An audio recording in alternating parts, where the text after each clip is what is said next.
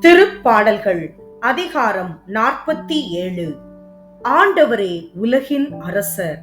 பாடகர் தலைவர்க்கு கோராகியரின் புகழ்பா.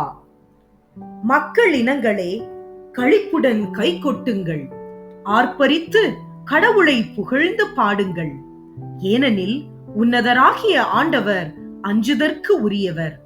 உலகனைத்தையும் ஆளும் மாவேந்தர் அவரே.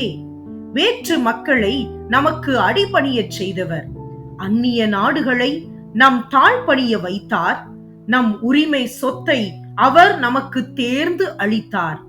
அது அவர் அன்பு கூறும் யாக்கோபின் பெருமை ஆகும். ஆரவார ஒலியிடையே பவனி செல்கின்றார் கடவுள். எக்காலம் முழங்கிடவே உயரே ஏறுகின்றார் ஆண்டவர். பாடுங்கள், கடவுளுக்கு புகழ் பாடுங்கள். பாடுங்கள், நம் அரசருக்கு புகழ் பாடுங்கள். ஏனெனில் கடவுளே அனைத்து உலகின் வேந்தர். அருட்பா தொடுத்து புகழ் பாடுங்கள். கடவுள் பிற இனத்தார் மீது ஆட்சி செய்கின்றார். அவர்தம் திரு அரியணையில் வீற்றிருக்கின்றார்.